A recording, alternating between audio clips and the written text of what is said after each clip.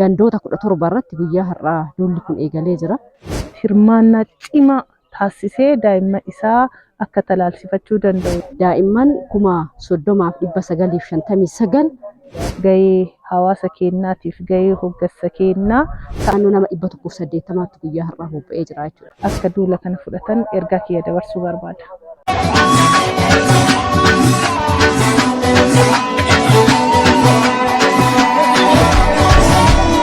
Maqaan koo Sister Alawiyyaa Sufiyaan jedhama. Hoggantuu waajjira fayyaa aanaa Shashamanneeti.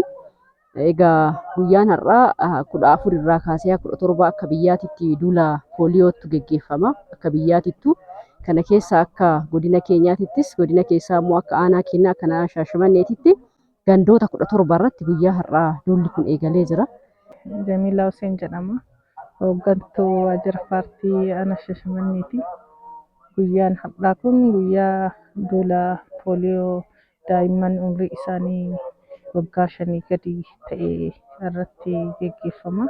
Duulli kun 14 irraa kaasee hanga guyyaa 17tti kan itti fufu ta'a.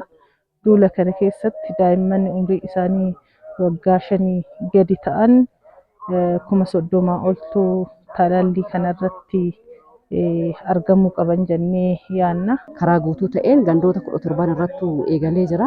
Kana keessatti guyyaa afran kana keessatti daa'imman 30,959 talaalliin guyyaa afur keessatti duula pooliyoo kanaan bira gahama jedhameeti karoorfamee kan itti deemaa jirru. Hawaasni keenya hirmaannaa isaa cimsee daa'imman isaa talaalsifachuun barbaachisaadha. Daa'imman fayya beeloo osoo hin ta'in daa'imman fayya qabeessaa fi daa'imman boru abdii egeree biyya kana dhaaluu dandeettu oomishuuf duulli pooliyoo kun barbaachisaadha waan ta'eef.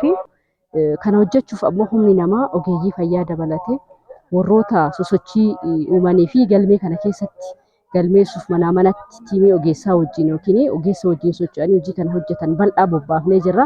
Yoo xiqqaate naannoo nama 180tti guyyaa har'aa bobba'ee jira jechuudha.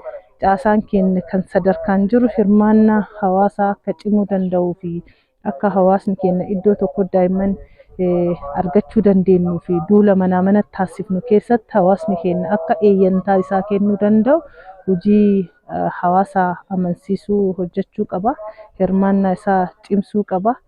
Qaamota ogeeyyii fayyaa duula kanarra argaman wajjin manaa manatti hawaasa keenya mana isaanii isaantu beeka waan ta'eef manaa manatti wajjin deemanii hirmaannaa isaanii akka cimsuu danda'anii fi hawaasni keenya duula pooliyoo kanarratti hirmaannaa cimaa taasisee daa'imman isaa akka talaalsifachuu danda'u taasisuun gahee hawaasa keenyaatiif gahee hoggansa keenyaa. Ogeeyyii fi gandarraayis hawaasa bira gahee tajaajila kana akka hawaasni argatuuf qaamni birmate naannoo 180 oltu bobba'ee jira jechuudha. Kana keessatti gaheen qaamota garaagaraa jira. Ogeeyyiin akkuma argaa jirtan talaallii kennuudha. Isaan cinatti galmeessuuf warri tajaajilan jira. Akkasumas manaa manatti warroonni nama dadammaqsanii talaallii kana akka daa'imman fudhataniif hawaasa nu kakaasan jiru. Akkasuma immoo gaheen hoggansaa jira. Hoggansi akkuma amma asitti argaa jirtan walitti qabaan boordii kilaastara kanaa akkuma argitan as jira. Hoggansi paartii as jira. Hoggansi siyaasaa as jira. Abbummaan qabatanii duulli kun akka milkaa'uuf xiyyeeffannoo addaatiin hojjetamaa jira. Hundumtuu gahee isaa bahee guyyaa afur kana keessatti daa'imni kun tajaajila kana akka argataniif hunda bira akka ga'amuuf tumsi godhamaa jiru. Jajjabeessaa fi kan abdii namatti horuudha guyyaa jalqabaa kanaan waan jedhamu kaasuuf. Waan ta'eef hoggansi keenya miseensi as keessaa qabnu hawaasni bal'aan hirmaannaa isaa akka cimsu ergaa kiyya dabarsaati. Duulli pooliyoo kun aanaa Shashamannee keessatti gandoota 17 keessatti geggeeffama. Gandoota 17 kana keessatti daa'imman umrii isaanii 5 gadii kun karaa sirrii ta'een argamanii akka duula kana fudhatan ergaa kiyya dabarsuu barbaada.